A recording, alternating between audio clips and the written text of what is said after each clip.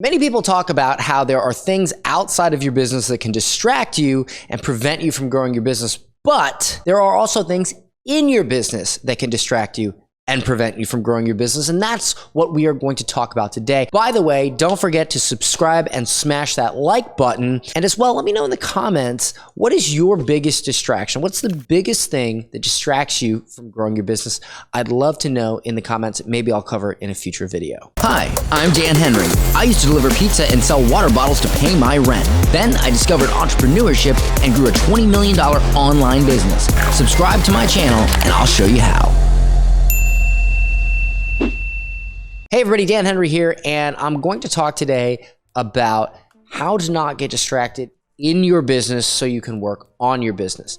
So this is something that happens to me sometimes, and it happened to me a lot in the past. Remember, I'm CEO, I'm founder, right? If you own a business, you're CEO, you're founder, you should be working on your business, not in your business. Because if you work in your business, you're self-employed. If you work on your business, you're an entrepreneur. So one of the biggest mistakes that we make is we get too involved in our business, because if your business cannot run without you, then it's not really a business, okay? It's just a really, really highly paid hobby. And the struggle, especially if you're a consultant or you're a coach or an educator, is, well, it's your content. And it's very hard to remove yourself from the business when you kind of are the business. And so one thing to understand is your zone of genius, right? Like understanding where you shine and letting yourself shine there and moving yourself out of everything else where you don't shine. And one thing that I found in the past is there will be a distraction, right? Like let's say it's a new funnel or marketing strategy, or let's say it's something as simple as creating a graphic. I mean, think about this. How many times have you sat down and worked on creating some sort of graphic when you have a graphics designer, or you have a graphics team, or you have somebody that you can outsource to, but for some reason you yourself are doing it, or you're working on a funnel, or you're working on this, or you're working on that, or you're working on something that your team can do, but you're working on it. Well, a lot of times we think, oh, I'm just doing that to get it done, help the team along. And to an extent that may be true. But what I found after talking with a lot of entrepreneurs and really taking a deep dive into myself is that a lot of times we use it as a coping mechanism. We sit there and we say, well, if I work on this logo, or I work on this piece of copy, or I work on this funnel, what I'm actually doing is distracting myself from working on a higher level problem. To give you an example, let's say your operations are messed up. That's not a sexy thing. Copy's a sexy thing. Logos are a sexy thing. Sales videos are a sexy thing. But fixing your internal operations or properly structuring your tax strategy or something, these aren't sexy things, but they're things that have a lot more impact long term, especially from the person who's supposed to be steering the ship and not scrubbing the deck. So the point here is that it's very easy to sit down in your chair, work on something that is micro on your business and make yourself feel better, like you're getting something done. You feel like you're working on your business. You feel like you're getting something done. You feel accomplished, but in reality, you're not working on the things that actually make the needle move. You're not working on the higher level problems that aren't sexy to work on. They aren't sexy to think about, but they are the proper things to do as a proper business person and a proper entrepreneur. Sometimes I'll sit around for 5 hours and just think about a different approach to selling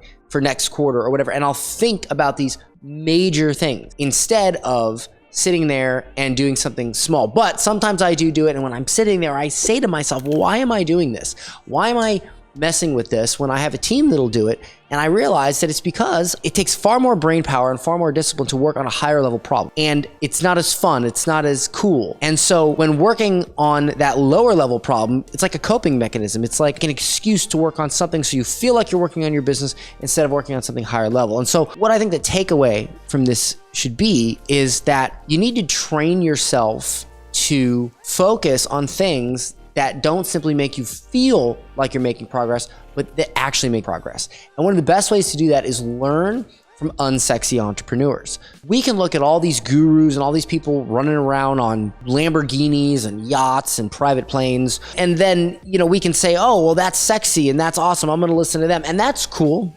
They have great things to share. But at the end of the day, don't forget to listen to the people who fundamentally knew how to grow companies, like Steve Jobs, like Jeff Bezos. Read Made in America by Sam Wall. It's a great book. Sam Wall built the Walmart Corporation, greatest retail giant in the world. You don't think there's something to learn from him? Point here is, There's so much content out there right now that revolves around challenges and logos and copy and funnels and sales closing. And this is all great content. It's all stuff that is awesome to learn.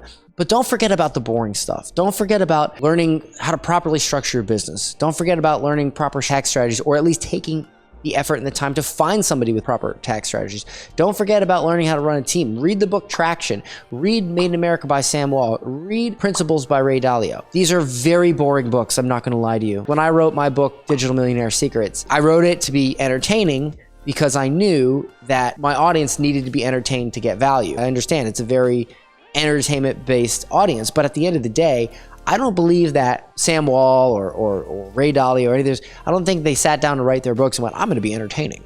And the thing is that, and dare I say this, if you need to be entertained to learn something, you probably don't deserve to learn it. I know that's like such a non-PC thing to say or whatever. I don't know, but it's the truth. The bottom line here is that there are big problems in your business and in your life that need solving. Mindset, like think of all the money you've spent on sales or marketing courses. How much have you spent on mindset? How much have you spent on confidence? How much have you spent on your own health? These are all the unsexy things that drive the sexy things, right? The car might have bucket leather seats and a shiny new paint job and spinning rims or whatever. And the engine is oily, it's gross, it's dirty, it's full of grease, and it doesn't look sexy at all. But without that engine, that car with the fancy rims, the paint job, the bucket seats won't move an inch. So just try to remember that. Hope you enjoyed today's video, and see you in the next one. Subscribe!